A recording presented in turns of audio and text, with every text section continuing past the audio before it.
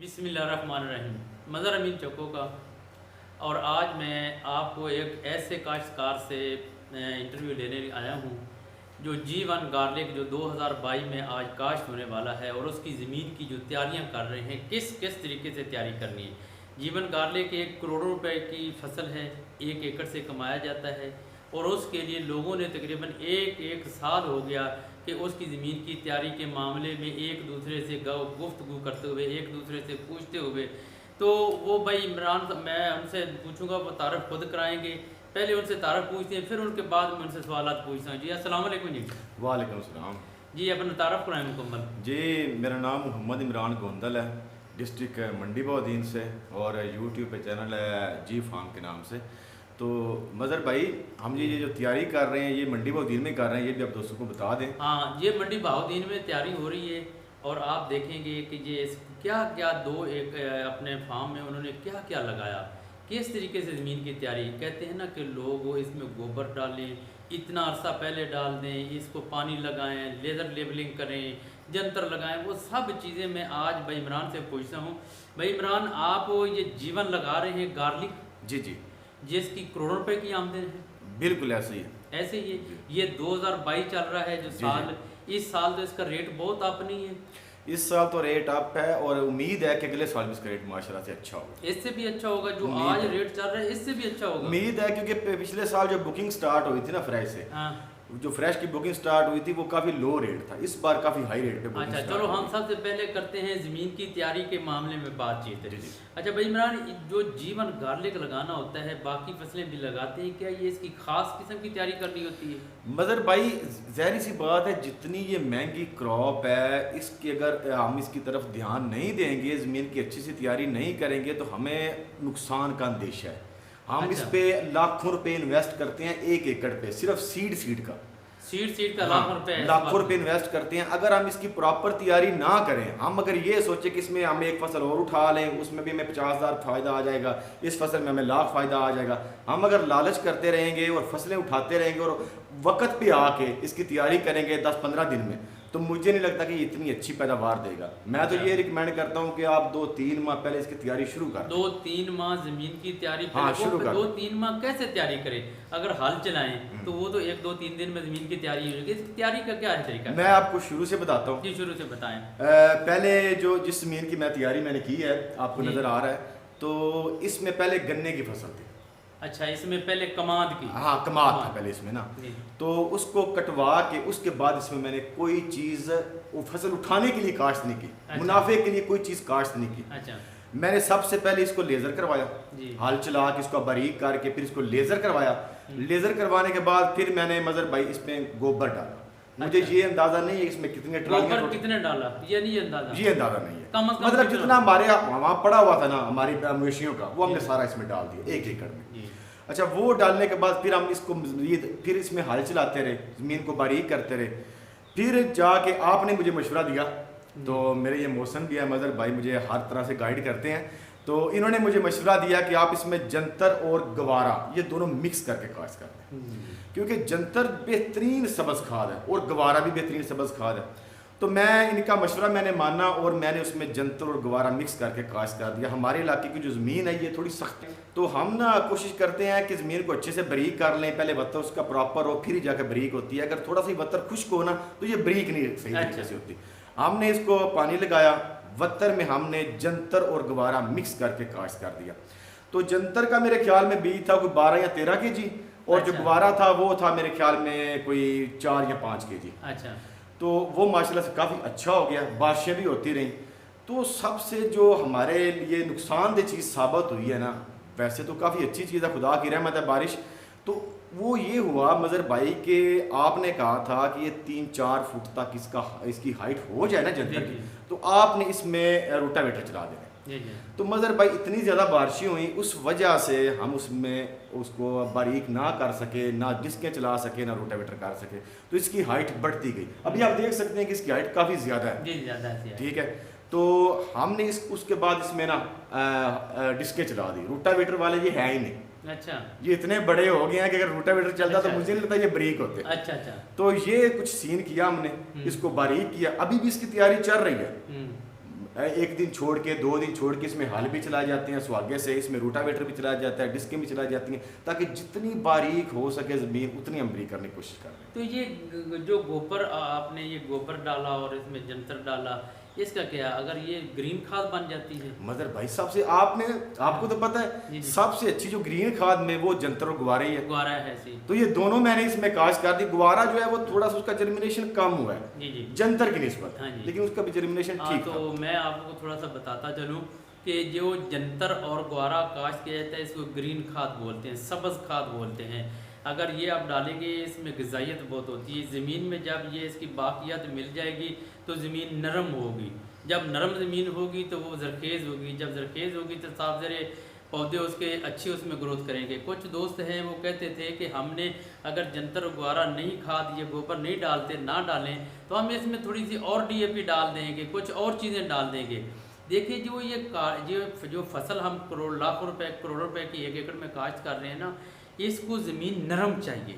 जब आप केमिकल खादें डालेंगे तो ज़मीन हार्ड होगी, जब हार्ड होगी तो उसका जो बल्ब है वो ज़्यादा नहीं होगा। इसीलिए ये सबसे पहले इसको गोबर डालें, फिर इसमें जंतर मिलाएं। अगर इस वक्त अगर कम अज़ कम गोबर आपने डालना है, कम अज़ कम 1 माह पहले डालना है, ताकि उसकी जो फंगस है उसमें गर्माइश है वो उसकी ख़त्म हो जाए, ताकि हमारे पौधों को ख़राब ना करे से। इसीलिए ये सब्ज़ खाद डाली जाती है। तो सर जी इसके बाद ये आपने सारा प्रोसेस कर लिया, इसके बाद आपका अगला लाहे अमल हो गया, आप इसके नीचे कौन कौन सी खादें डालेंगे? मज़र भाई जो आम लोग सारे जीवन में डाल रहे हैं ना, उसमें से एक खाद मैं मिस नहीं करूँगा। अच्छा, एक खाद भी नहीं मिस करूँगा, यानी मैं सारी खादें फिर भी डालूंगा। या आप DAP डालेंगे, पोटाश डालूंगा, जिंक देंगे, देंगे, बोरान दूंगा, सारा कुछ दूंगा, सारी कुछ दोगे। अच्छा, मैं उसमें से एक चीज मिस नहीं है, बाकी है क्वांटिटी का से देखेंगे कि इनकी ज़मीन अच्छी है। ये मंडी बहुत दिन की ज़मीन जो है ना, आप देख रहे हैं जो चल रहा है ना, ये ट्रैक्टर और ये जंतर ये सब चीज़ें, ये माशाल्लाह ज़मीन बहुत प्यारी है, बहुत ज़बरदस्त है। जनूबी पंजाब की निस्बत यहाँ पर जो है ना, इसका बल्ब साइज बहुत ज़्यादा होता है, फंगस बहुत कम आती है और इसका कलर बहुत प्यारा होता है। ऐसी जनूबी पंजाब में थोड़ा सा ये प्रॉब्लम होता है, कलर थोड़ा सा उसका नहीं बनता और मेहनत ज़्यादा करनी पड़ती है। कुछ लोग मतलब भाई सवाल करते हैं ना कि अब हम तैयारी कर रहे हैं जीवन की, अभी तकरीबन 10-15 दिन रह गए, मंडी बहुत दिन में तो तकरीबन काश्त हो जाएगा, ये 20 तारीख को 20 सितंबर को, तो इसके राउंड अबाउट। तो कुछ लोग अभी दोस्त हमारे पूछते हैं कॉल करके कि क्या हम अब इसमें गोबर डाल लें जो ताज़ा गोबर है। तो मैं उन सब दोस्तों को ये कहना चाहता हूँ, अगर आपका पुराना मतलब गोबर पड़ा हुआ है ना, तो वो आप डाल सकते हैं, अगर साल पुराना है 2 साल पुराना है, लेकिन ताज़ा नहीं डालना चाहिए। वो डालकर आप उसको पानी लगाएं, उसको ज़मीन को बारीक करें, अच्छी तरीके से हाल लो, और सबसे जो बड़ी बात वेस्ट डिकम्पोजर, वो लाजमी डालें। वेस्ट डिकम्पोजर के साथ अगर प्रोसेस करके आप डालेंगे, जब भी आपने पहला पानी लगाना है और गोबर डालकर, और ये मैं अपनी तरफ से आपको रिकमेंडेशन करता हूँ कि आपने 1 पैकेट 2 पैकेट फंजीसाइड जो है वो उसको ज़रूर डालें ताकि फंगस ख़त्म हो जाए। तो मैं अपनी तरफ से कर रहा हूँ, लाजमन आप डालें, बाकी महरीन के मुताबिक वो उनकी मर्ज़ी है जैसा डलवाएं। अच्छा, इसके बाद जब ये खादें डाल जाएंगी, सब कुछ मुकम्मल हो जाएगा, ये रेज बेड पर बेहतर रहेगा या फ्लैट ज़मीन पर लगाया जाएगा? नहीं मज़र भाई, मैं आपके साथ पिछले साल भी मतलब जो साल गुजरा है, हम दोनों इकट्ठे ही जाते रहे हैं काफ़ी जगहों पे।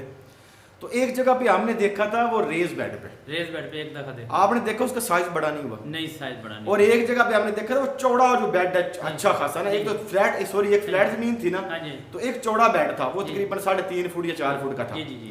उस पे भी साइज अच्छा दरमियान वाले पौधों का नहीं है, दरमियान यानी कि बेड का जो बड़ा बेड था उसके दरमियान वाले नहीं, जिसमें पानी का जो जहाँ पे पानी लगता है ना, उसके साइडों पे साइज अच्छा था, लेकिन जो दरमियान में पौधे थे, पता नहीं उसको प्रॉपर खुराक नहीं मिली या उस तक प्रॉपर पानी नहीं पहुंच सका, उसका साइज इतना बड़ा नहीं था। और एक जगह पे हम गए जहाँ पे फ्लैट जमीन पे लगा हुआ था, तो जिन्होंने काफी ज्यादा तुरियां लगा दी थी, तो उनका भी आपने देखा साइज इतना बड़ा नहीं हुआ। हमारा जो अपना था जहाँ पे लगा था, तो उसमें क्या था कि जहाँ पे फासला कम था वहाँ पे इतना साइज बड़ा नहीं, लेकिन बाकी जितने भी हैं उन सब से तकरीबन अच्छा था। और जहाँ पे फासला हमने ज़्यादा रखा वहाँ पे तो कमाल साइज निकला था, ज़्यादा निकला था। जो उसका मैक्सिमम कितना वजन आया, तो वो तो तकरीबन 800-900 ग्राम 1000 ग्राम फ्रेश का एक बल्ब का। तो इसके साथ मैं आपको थोड़ा सा और बताता हूँ, कुछ दोस्त कहते हैं कि जिसके साथ आप काश्तकार के साथ आप इंटरव्यू लेते हैं तो उससे ज़्यादा बातें आप करते हैं। मैं आपको थोड़ा सा बता दूं कि कि जब आपने बड़ा बेड बनाना हो ना वो बनेगा जब आपकी ज़मीन में नामियाती मादे की मिकदार पूरी हो जाएगी। ग्रीन खाद आप एक साल, दूसरे साल, तीसरे साल तक उसमें मिलाते रहें ताकि ज़मीन नरम हो। सबसे पहले उस वक्त आप बना सकते हैं। आप बेहतर है कि 18 इंच बेड के ऊपर ना जाएं, बस 18 इंच का बेड बनाएं। और मैं मशवरा देता हूं कि आप 2 ही लेने लगाएं। भाई मतलब 18 इंच या 14 इंच? नहीं, 14 इंच बना लें, सबसे बेहतर है। पौधे ज़्यादा आ जाएंगे। अगर 18 इंच का बन जाए तो उसमें भी लेने 2 आपने लगानी है, तीसरी लाइन ना लगाएं, उसका साइज छोटा होगा। अगर मतलब भाई 18 इंच की बेड बनाना है जी जी और 2 लाइनें लगाने हैं, हाँ। तो बेहतर है कि आप 14 इंच का बेड बना लें। और नहीं, वो अगर मशीनरी आपके पास है तो 14 बना लें, तो 18 है थी, 18 के साथ बना लें, तो ये हो गया। और इससे सबसे ज़्यादा जो अहम बात इसके है ना, इसके लगाने के बाद इसका क्यों इसलिए किया जाता है इतना कि ये लाखों करोड़ों रुपए की फसल है। जी जी, करोड़ों की भी फसल है, इसीलिए इसको ताकि हमारा बीज जो इसमें लाखों रुपए का 1 एकड़ में हम डालते हैं, कम से कम लाखों। और रह गया बाकी लगाने का तरीका। अच्छा भाई इमरान, मैं अपना पहले बताता हूँ। इसके लगाने का तरीका है कि हर आदमी का अपना मेथड है। कोई 8 बाई 8 पे लगाती है, 8 पौधे से पौधे का फासला 8 इंच, लैंड टू लैंड वो 1 फुट कर लेते हैं, कोई 2 फुट कर लेते हैं, कोई 1.5 फुट कर लेते हैं, ये हर एक। लेकिन मैं कहता हूँ कि आपने अगर इतना महंगा सीड है ना, तो इसका पौधे से पौधे का फासला 1 फुट हो और लैंड टू लैंड का फासला भी 1 फुट, वो होगा 14 इंच के बेड पर। अगर 18 इंच के रखना है तो थोड़ा सा फासला, हम ज़मीन ज़्यादा काश्त कर लें, बीज उसमें कम, ताकि हमारे पौधे से पौधा एक दूसरे में टच ना हो। जब हमारा पौधा एक दूसरे में टच नहीं होगा तो उसका साइज भी ज़्यादा बनेगा। मैं आपका कहने का मकसद ये है कि अगर हम ज़मीन ठेके पे भी लेते हैं ना, जी जी, पहले बात तो ज़्यादातर लोग हैं जिनकी अपनी ज़मीन, हाँ जी, तो अगर हम ज़मीन ठेके पे भी लेते हैं तो हम ये ना सोचें कि इसका हम ठेका ज़्यादा दे रहे हैं, मिसाल के तौर पे 50,000 रुपया ठेका है उसका, तो हम उस 50,000 को ना सोचें कि इसमें ज़्यादा चीज़ें लगाई जाए, ज़्यादा फसल ली जाए। हम ये सोचें कि अगर हमारे पास सीड है 7 कनाल का या 6.5 कनाल का, उसको हम एकड़ में लगाएं। आपका मकसद ये है? जी जी, हाँ जी, मैं भी यही कहता हूँ। अच्छा, उसके साथ वीडियो थोड़ी सी लंबी होती जा रही है। एक बहुत अहम सवाल है, लोग अक्सर कहते हैं 1 कनाल का सीड कितने का है? 1 एकड़ का सीड, भाई कनाल एकड़ का सीड नहीं है। ये मेथड आपने अपनाना है कि आपने बेड कितना, अगर आपके बेड छोटे हैं बीज ज़्यादा लगेगा, अगर आपने बेड ज़्यादा बना ले बीज कम लगेगा, अगर आपने फासला कम रख लिया बीज ज़्यादा लगेगा, अगर फासला ज़्यादा दे दिया बीज कम लगेगा। इसीलिए आपको ये आपने सोचना है खुद कि मैंने पौधे से पौधे का कितना फासला रखना है। वैसे आजकल जो तुरी चल रही है ना, तुरी की शक्ल में बीज आज चल रहा है ना, ये तुरी जो है, ये आजकल तुरी का कितना है, 1 किलो में 130 तुरी भी आ रही है जो मोटा साइज है, 1 किलो में 200 तुरी भी आ रही है, 1 किलो में 180 तुरी भी आ रही है। ये आप खुद सोच लें कितना होगा। तो मैक्सिमम अगर आपने 45-44 हज़ार पौधा लगाना है ना, अगर 45,000 पौधा फी एकड़ में या 50,000 पौधा फी एकड़ में या 60,000 फी पौधा, ये खुद सोचें। अपने बीज का वेट करें, वेट करने के बाद उसकी तुरियाँ गिन लें, तुरियाँ गिनने के बाद आप अपना आगे जो मेथड बनाना है, कितना बेड बनाना है वो चेक कर लें। उसके बाद आप बीज की खरीदारी कर लें, बीज जो अपना पिया उसको देखें। तो मेरे ख्याल में मैक्सिमम आपका 5 मन, 6 मन, 7 मन के दरमियान अगर आप तुरी लगा लें ना, तुरी जो चल रही है आजकल 10-12 हज़ार रुपये रेट है, 10,000 है, 9,000 है, 12-13 हज़ार रुपये रेट पर ये आज बात कर रहे हैं, रेट का कोई पता नहीं जो चल रही है। उसके साथ अगर 7 मन आप तुरी ले लेना तो आपका इंशाल्लाह मुझे उम्मीद है कि आपका 50 से 55 हज़ार पौधा 1 एकड़ में लग जाएगा, जो इस वक्त तुरी की हालत में दरमियाना साइज के। वो लोग कहते हैं 20 मन होगा जब आप स्टेम समेत लेंगे, वो हो, उसके बाद आप तोड़ेंगे, उसके बाद तुरियाँ होंगी, तुरियाँ के बाद वो 20 मन जो लगा करता था ना, लोग कहते हैं वो बहुत साइज मोटा था। अब यहाँ कहीं छोटा साइज हो जाता है, कहीं बड़ा हो जाता है, ये तुरी एक्यूरेट, इसीलिए ये इसके बीज अब डिपेंड करता है ना साइज के, बीज के साइज पे डिपेंड करता है। तो इसके बाद हाँ, अहम बात, अगर किसी के पास है जो मल्च है ना पराली की, लोग कहते हैं मल्च के फ़वायद क्या हैं, ऐसी क्या कुछ मुझे मालूम है, पहले आपको बताता हूँ, अगर कमी बेशी हो तो मुझे बता देना। मल्च के जो मुझे पता है फ़वायद के, सबसे पहले कि आप जब लगा लें, पानी लगा लें, दूसरे तीसरे चौथे 5वें 10वें 12वें दिन के बाद अंदर 25-30 दिन के अंदर भी आप उसके ऊपर पराली डाल दें। पराली कितनी डालनी है? 2 इंच हो जाए तो सबसे बेहतर, नहीं तो 1 इंच की लेहर तो ज़रूर करें ना उसके ऊपर। आप उसे पानी पराली डालने का क्या है कि सूर्य की शुआ डायरेक्ट नहीं लगेगी। जब सूर्य की शुआ डायरेक्ट नहीं लगेगी तो बुखारत जो है वो ऊपर नहीं उठेंगे और नमकियात ऊपर नहीं आएंगे, ज़मीन नरम होगी, बत्तर कैम होगा। तो ये पराली का मैं सादा सा तरीका बता रहा हूँ कि पराली के फ़वायद ये, जब ज़मीन नरम होगी, बदतर होगा, तो पौधे सादरे ग्रोथ ज़्यादा करेंगे, जड़ें ज़्यादा फैलेंगी। तो ये मैं मुख्तसर कर रहा हूँ ना, इसके फ़वायद तो और बहुत ज़्यादा हैं, लेकिन ये आम फ़वायद इसके जो है ना ये चल रहे होते हैं। अगर हम ब्लैक मल्च करते हैं तो उसमें ये है कि ज़मीन थोड़ी हार्ड हो जाती है, हार्ड हो जाती है, ठीक है, उसमें भी शुआएं तो नहीं पड़ती सूरज की, लेकिन ज़मीन थोड़ी हार्ड हो जाती है, जिससे पौधे की ग्रोथ अच्छी तरीके से नहीं होती, प्रॉपर ग्रोथ नहीं होती। जो मजर भाई बता रहे हैं ना, उससे ज़मीन बड़ी नरम रहती है जो पराली की मल्च है, क्योंकि हम तो ये तजर्बा कर चुके हैं। तो बाकी अगर कोई जड़ी बूटी उगती भी है तो वो बहुत जाकर लास्ट में उगती है, तो बंदा वो एक, तो ये आपकी मर्जी, आप ब्लैक मल्च कर लें या आप पराली की मल्च करें, ये खुद आके आप किसी ने करना है। छोटा बेड बनाएं या बड़ा बेड बनाएं, ये हमने तकरीबन सारी की सारी चीज़ें आपने आप पर डिपेंड कर दी हैं जो हम लगाना चाहते थे। जो भाई इमरान ज़मीन तैयार कर सकते हैं, तो इंशाल्लाह ये 10-12 दिन के बाद हम लगाएंगे, तो उसका जो मुकम्मल मेथड फिर होगा फिर आप तक ये मालूमात देंगे। भाई इमरान, कोई किसानों के लिए कोई और बात? मैं तो यही कह रहा हूँ, पिछली वीडियो मैंने जीवानी की मैंने यही कहा था कि पैसे का ना सोचें कि हमें सीड एक जगह पे मिल रहा है, मिसाल के तौर पे 500 रुपये है, मैं रेट का भी नहीं कहता, मैं वैसे मिसाल दे रहा हूँ, और एक जगह पे हमें मिल रहा है 300 रुपये किलो, तो आप 200 का ना सोचें, क्योंकि आजकल मार्केट में काफ़ी ज़्यादा नंबरी आ रही है, और पता नहीं, मुझे नहीं पता कौन सा सीड है, मैं उसका नाम नहीं लेना चाहता, लेकिन थोड़ी सी एहतियात करें, जीवन लेने से पहले थोड़ी तस्दीक करके वो जीवन लें, बस। जी, अस्सलाम। ओके।